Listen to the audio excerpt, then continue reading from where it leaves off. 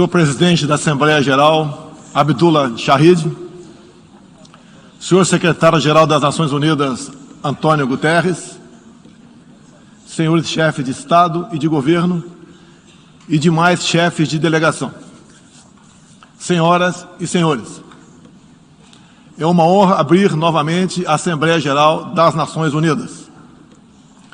Venho aqui mostrar o Brasil diferente daquilo publicado em jornais ou visto em televisões. O Brasil mudou e muito depois que assumimos o governo em janeiro de 2019. Estamos há 2 anos e 8 meses sem qualquer caso concreto de corrupção. O Brasil tem um presidente que acredita em Deus, respeita a Constituição, valoriza a família e deve lealdade ao seu povo. Isso é muito. É uma sólida base se levarmos em conta que estávamos à beira do socialismo. Nossas estatais davam prejuízos de bilhões de dólares no passado. Hoje são lucrativas. Nosso Banco de Desenvolvimento era usado para financiar obras em países comunistas, sem garantias. Quem honrava esses compromissos era o próprio povo brasileiro. Tudo isso mudou. Apresento agora um novo Brasil, com sua credibilidade já recuperada diante do mundo. O Brasil possui o maior programa de parceria de investimentos com a iniciativa privada de sua história. Programa que já é uma realidade e está em franca execução. Até aqui foram contratados 100 bilhões de dólares de novos investimentos e arrecadados 23 bilhões de dólares em outorgas. Na área de infraestrutura, leiloamos para a iniciativa privada 34 aeroportos e 29 terminais portuários. Já são mais de 6 bilhões de dólares em contratos privados para novas ferrovias. Introduzimos o sistema de autorizações ferroviárias, o que aproxima nosso modelo ao americano. Em poucos dias recebemos 14 requerimentos de autorizações para novas ferrovias, com quase 15 bilhões de dólares em investimentos privados. Em nosso governo, promovemos o ressurgimento do modal ferroviário. Como reflexo, menor consumo de combustíveis fósseis e redução do custo Brasil, em especial no barateamento de produção de alimentos. Grande avanço vem acontecendo na área do saneamento básico. O maior leilão da história do setor foi realizado em abril, com concessão ao setor privado do serviço de distribuição de água e esgoto no estado do Rio de Janeiro. Temos tudo o que o investidor procura: um grande mercado consumidor, excelentes serviços, tradição de respeito a contratos e confiança no nosso governo. Também anuncio que nos próximos dias realizaremos o leilão para a implementação da tecnologia 5G no Brasil. Nossa moderna e sustentável agricultura de baixo carbono alimenta mais de 1 bilhão de pessoas no mundo e utiliza apenas 8% do território nacional. Nenhum país do mundo possui uma legislação ambiental tão completa quanto a nossa. Nosso Código Florestal deve servir de exemplo para outros países. O Brasil é um país com dimensões continentais, com grandes desafios ambientais. São 8,5 milhões de quilômetros quadrados, dos quais 66%, 2/3, são vegetação nativa, a mesma desde o seu descobrimento em 1500. Somente no bioma amazônico, 84% da floresta está intacta, abrigando a maior biodiversidade do planeta. Lembro que a região amazônica equivale à área de toda a Europa Ocidental. Antecipamos de 2060 para 2050 o objetivo de alcançar a neutralidade climática. Os recursos humanos e financeiros destinados ao fortalecimento dos órgãos ambientais foram dobrados, com vistas a zerar o desmatamento ilegal.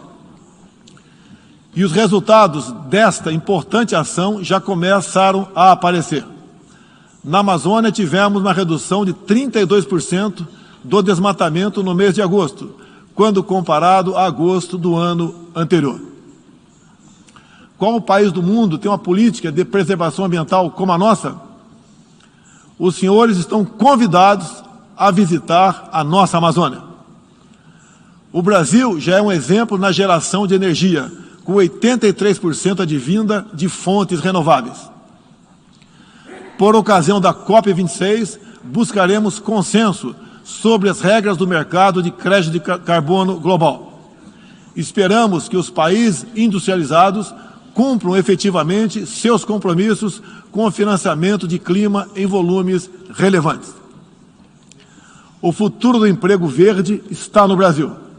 Energia renovável, agricultura sustentável, indústria de baixa emissão, saneamento básico, tratamento de resíduos e turismo.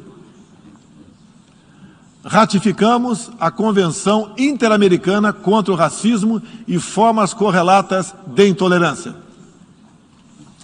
Temos a família tradicional como fundamento da civilização. E a liberdade do ser humano só se completa com a liberdade de culto e de expressão. 14% do território nacional, ou seja, mais de 110 milhões de hectares, uma área equivalente à Alemanha e França juntas, é destinada às reservas indígenas.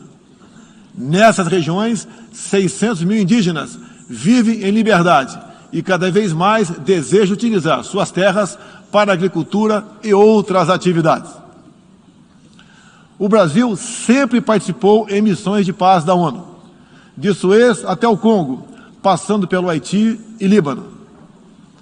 Nosso país sempre acolheu refugiados. Em nossa fronteira com a vizinha Venezuela, a operação acolhida do governo federal já recebeu 400 mil venezuelanos deslocados devido à crise político-econômica gerada pela ditadura bolivariana. O futuro do Afeganistão também nos causa profunda apreensão. Concederemos visto humanitário para cristãos, mulheres, crianças e juízes afegãos. Nesses 20 anos dos atentados contra os Estados Unidos da América, em 11 de setembro de 2001, reitero nosso repúdio ao terrorismo em todas as suas formas. Em 2022, voltaremos a ocupar uma cadeira no Conselho de Segurança da ONU. Agradeço aos 181 países, em um universo de 190, que confiaram no Brasil. Reflexo de uma política externa séria e responsável, promovida pelo nosso Ministério das Relações Exteriores. Apoiamos uma reforma do Conselho de Segurança da ONU, onde buscamos um assento permanente. A pandemia pegou a todos de surpresa em 2020. Lamentamos todas as mortes ocorridas no Brasil e no mundo. Sempre defendi combater o vírus e o desemprego de forma simultânea e com a mesma responsabilidade. As medidas de isolamento e lockdown deixaram um legado de inflação, em especial nos gêneros alimentícios no mundo todo. No Brasil, para atender aqueles mais humildes, obrigados a ficar em casa por decisão de governadores e prefeitos e que perderam sua renda, concedemos um auxílio emergencial de $800 para 68 milhões de pessoas em 2020. Lembro que terminamos 2020, ano da pandemia, com mais empregos formais do que em dezembro de 2019, graças às ações do nosso governo com programas de manutenção de emprego e renda que nos custaram cerca de 40 bilhões de dólares.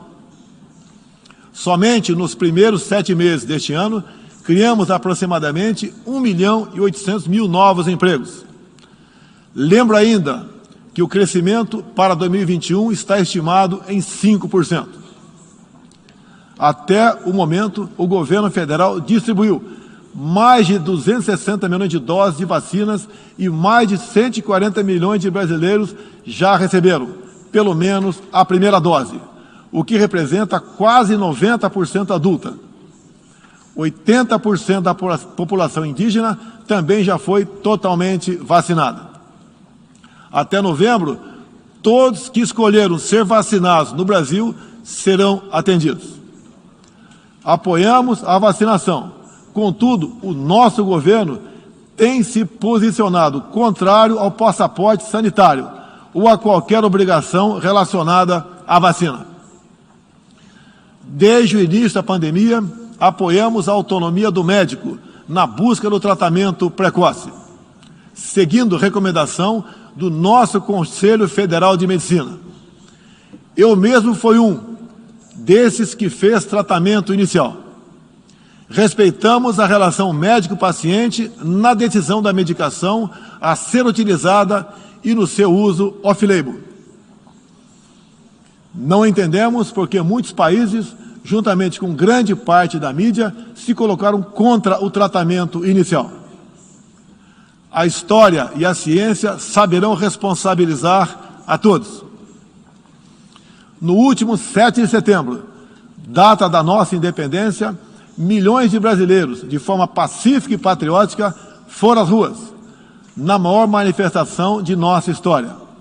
Mostrar que não abre mão da democracia, das liberdades individuais e de apoio ao nosso governo. Como demonstrado, o Brasil vive novos tempos. Na economia, temos um dos melhores desempenhos entre os emergentes. Meu governo recuperou a credibilidade externa e hoje se apresenta como um dos melhores destinos para investimentos.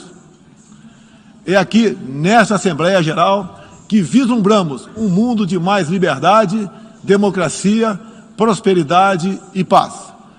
Que Deus abençoe a todos.